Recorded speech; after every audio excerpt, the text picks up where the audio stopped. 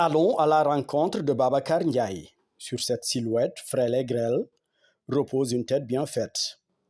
Élève au lycée Limamoulaye, il vient de décrocher son baccalauréat avec brio. La mention très bien en quelque sorte, donc ça a été un succès puisque c'était l'objectif que l'on s'était fixé depuis le début, donc on l'a atteint. Oui, chez moi c'était surtout les matières dominantes, on les appelle comme ça, tournent autour des mathématiques, les sciences physiques, les sciences de la vie et de la terre. Donc c'était les matières dominantes et c'est là où j'ai obtenu les plus grosses notes au baccalauréat aussi. Ces notes c'est 19, 18 et 17, donc respectivement en sciences de la vie et de la terre, en sciences physiques et en mathématiques. J'étais premier du centre. Babacar, réputé studieux et flegmatique, est toujours sorti du lot durant son passage dans toutes les classes précédentes. Si je devais faire le bac toutes les années, par exemple en seconde, première et même voire depuis le collège, on dirait que chaque année ce serait une mention très bien. Donc voilà, ce sont des notes qui équivalent à une mention très bien en tout cas. Donc des notes qui sont un peu au-dessus de la moyenne que j'ai obtenue au baccalauréat. En troisième, ça tournait autour entre 17 et 18 dans les différents semestres. Oui. J'étais autant au collège Cardinal et à Saint-Tiandou. Pour les autres classes aussi, c'était de même. Ça a tourné autour de ça, entre 16 de moyenne, entre 17 en seconde, aussi bien en première S1 et en terminale. Trouvé dans sa chambre, face à son ordinateur, le nouveau bachelier fait savoir que tout est parti de ses quatre murs, meublés par une table d'études, une natte de prière et un matelas posé sur le sol. Cette chambre, elle représente pour moi un lieu de travail d'abord. Ça représente une salle de classe. Ça représente mon siège. En tout cas, j'évolue autour de ces quatre murs et c'est là où je fais la presque totalité de mes activités puisque je travaille dans les études et tout, donc c'est là où je passe la plupart de mon temps. C'est plus donc une chambre, c'est une salle de classe et un lieu de travail, un siège, je peux dire, et c'est mon bureau aussi.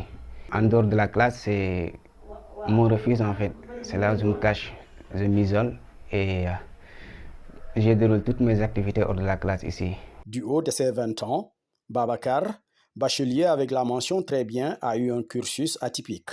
Mon cursus, ce qui en fait peut-être un cursus particulier, c'est le fait que je n'ai pas fait la totalité des classes. En tout cas, je n'ai pas suivi le cursus normal que l'on connaît ici au Sénégal, à savoir faire la CI, CP, C1, donc continuer par là. Donc, j'ai commencé déjà par la CE2 dès mon entrée à l'école. Donc, je n'ai pas fait les classes CI, CP et C1, oui. Donc, j'ai fait 3 ans à l'élémentaire et puis je suis passé au collège. En classe de CE2, il s'était lancé un défi, celui de figurer parmi les meilleurs, malgré le fait de ne pas fréquenter les classes précédentes. Au début, peut-être, c'est l'intégration qui posait problème, le fait de se familiariser avec les notions que l'on venait juste de découvrir et l'on n'avait juste jamais vu auparavant. Donc, il était question de rattraper tout ce que l'on devrait faire, tout ce que l'on devrait avoir en termes de ressources au CI, CPC1, des acquis en tout cas nécessaires pour pouvoir continuer le cursus normalement. Donc, c'était le principal problème, mais ça n'a pas tellement duré puisque déjà dès le premier semestre écoulé, donc je me suis vu à mon niveau et voilà, il n'y a pas un problème particulier par rapport à ça puisque déjà j'étais muni des acquis nécessaires, je savais lire, je savais écrire, je savais compter, calculer, donc pas mal de prérequis que l'on exigeait dans les classes de CI, CP et C1. En classe de CE2, le premier semestre qui posait problème puisque j'avais du mal à bien manier les stylos et faire de belles écritures. Il y a certaines notions aussi, certains vocabulaires que je n'avais pas, mais dès que le premier semestre est passé, top, voilà, j'étais à mon plein niveau. C'est juste parce que quand j'entrais à l'école, j'étais pas comme l'âge habituel qu'on faisait. Donc, je suis allé à l'école un peu autour de 9 ans, 10 ans, puisque j'ai passé avant cela à l'école coranique d'Ara communément. Donc c'est là où j'ai fait les études coraniques jusqu'à les terminer. J'ai mémorisé le Coran entièrement et j'ai passé aussi une année supplémentaire à l'école coranique pour faire quelques études sur la religion, quelques études sur l'islam et tout ça. Donc qu'il était nécessaire de savoir après la récitation du Saint-Coran. Et c'est après que j'ai intégré l'école française, donc il n'était pas question de recommencer à zéro. Donc il fallait coûte que je commence d'une manière un peu particulière, ne pas faire toutes les classes pour ne pas trop perdre du temps à l'école. Oui, puisque en plus que à ce temps-là déjà, j'étais quand même un assez bon élève. Comme je vous l'ai dit tantôt, j'étais en mesure de lire, écrire, comme la plupart des élèves de C1, de C2, donc ils n'avaient pas grand chose de plus que moi, sauf qu'ils ont fait 3 ans sur les bancs et moi pas. Sa première année à l'école n'a pas été de tout repos, mais avec le courage et l'abnégation en bandoulière, il y est arrivé. Selon lui, l'apprentissage du Coran y a beaucoup contribué aussi. Dans mon cursus, j'ai fréquenté beaucoup d'écoles. Ça n'a pas été seulement au lycée Limamou Laye. Je suis venu ici en seconde terminale, donc j'ai fait ici seconde, première et terminale. Mais au début, il m'a fallu aller au village en fait. Donc il m'a fallu nécessairement aller au village. On dit Ndiaye Kad, donc c'est là où est née ma mère. Donc voilà, je suis originaire de là-bas. C'est là où j'étais appelé à aller pour avoir la possibilité en tout cas de sauter les 3 classes comme je l'avais prévu au début. Je n'ai pas voulu commencer avec le cursus normal. Donc il a fallu quitter Kaolack. On vivait à Kaolack là-bas à ce temps-là. Et je suis allé là-bas, j'ai passé 3 ans d'études là-bas, à savoir la CE2, CM1, CM2. C'est après que je suis retourné à Kaolack. C'est maintenant au CM Tiofak, oui, un collège vraiment bien connu qui a un très bon emplacement, un très bon niveau dans le classement des collèges de Kaolack. J'ai fait seulement une année là-bas et puisque l'on devrait déménager, j'ai préparé mes papiers et je suis venu à Dakar. C'est maintenant au CM Cambérène, non loin de chez moi, que j'ai fait la classe de 5e. Et après, je l'ai quitté encore pour aller au collège Cardinalia Saint-Thiandoum à Grand Yoff. C'est là où j'ai fait la 4e et la 3e. Et après, j'ai fait les processus qu'il faut pour pouvoir accéder au lycée Limamou Laye.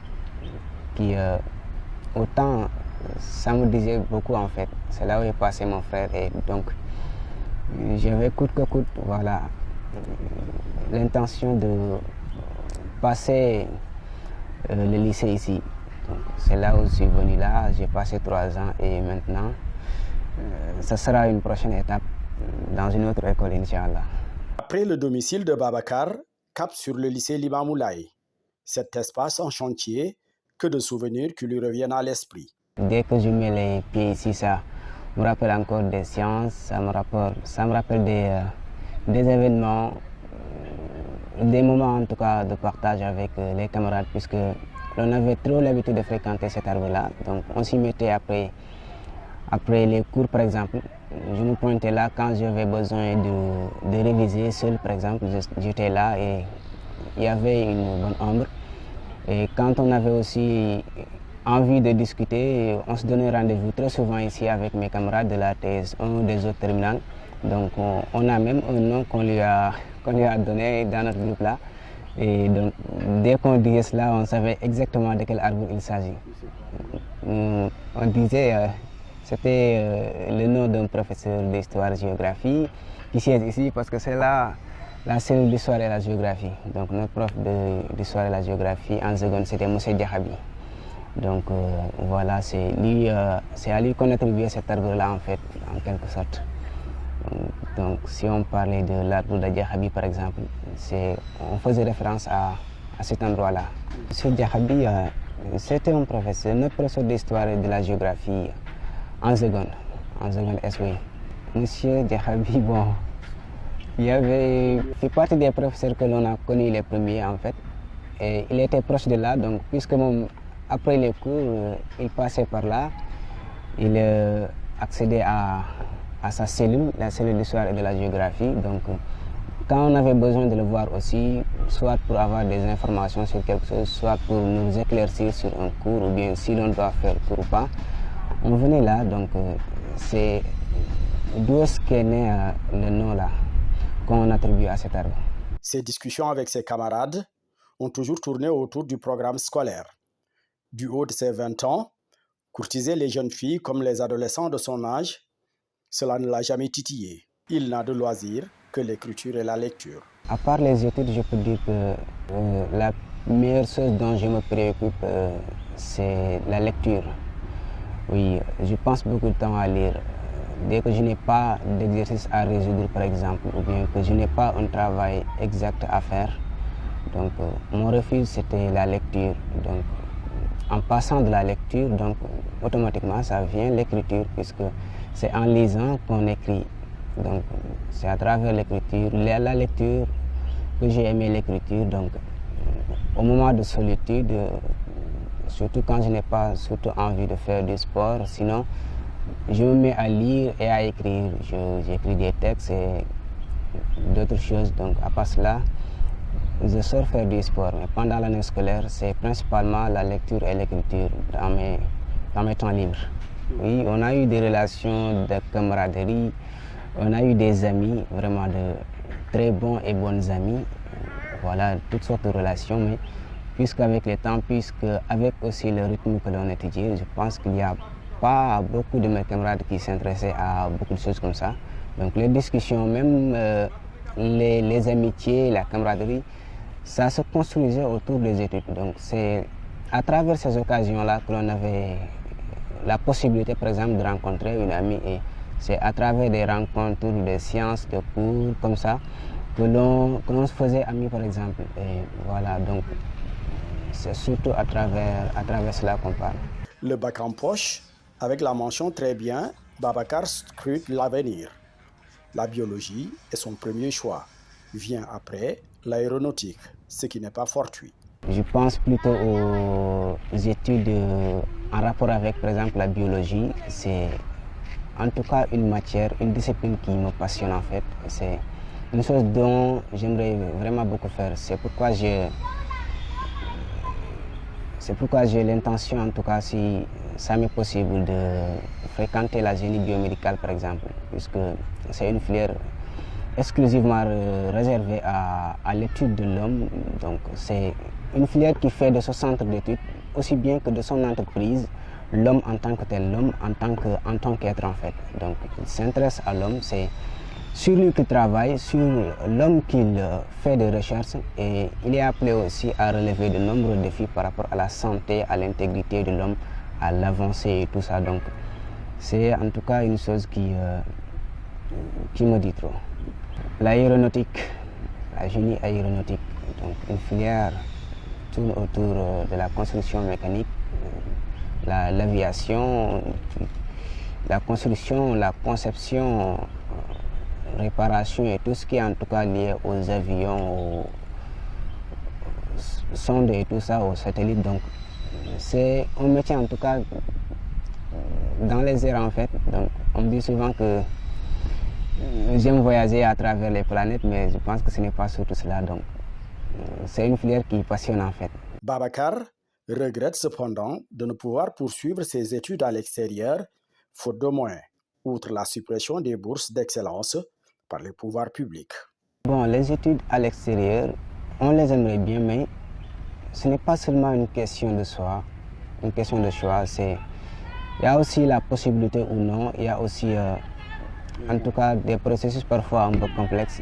Donc, oui, les moyens, il faut les inclure. Il y a beaucoup de choses en tout cas qui dépendent en tout cas, mais je suis sûr qu'il y a certaines filières qui ne sont pas trop développées ici, que l'on ne retrouve pratiquement pas ici. Donc, il y a certaines filières, si on ne peut pas sortir du pays, on peut vraiment dire adieu à ces filières-là, puisque l'on ne peut pas les exercer ici. Donc, quand on est au Sénégal, on doit surtout penser aux filières qui sont disponibles ici, où l'on peut accéder. D'autant plus qu'il n'y a plus des bourses d'études d'excellence octroyées, par exemple, aux meilleurs élèves pour faire les études à l'extérieur. Donc, l'État a cessé cela depuis il y a de cela 2 ans. Donc, ils ont implanté ici des écoles préparatoires, CPGE, cours préparatoires aux grandes écoles, où l'on doit passer ici à Thiès pour faire 2 ans de classe préparatoire et encore avoir la possibilité de passer le concours très sélectif pour accéder aux meilleures écoles d'ingénieurs du monde. Donc peut-être c'est l'alternative qu'on pose maintenant, qui est la plus, en tout cas la plus peut-être accessible si on est bien, pour pouvoir continuer les études à l'extérieur. Sinon, il faudra de gros moyens, en tout cas, il faudra de gros moyens et aussi des processus parfois complexes, parfois trop longs pour pouvoir aller à l'extérieur, faire les études qui nous intéressent là-bas.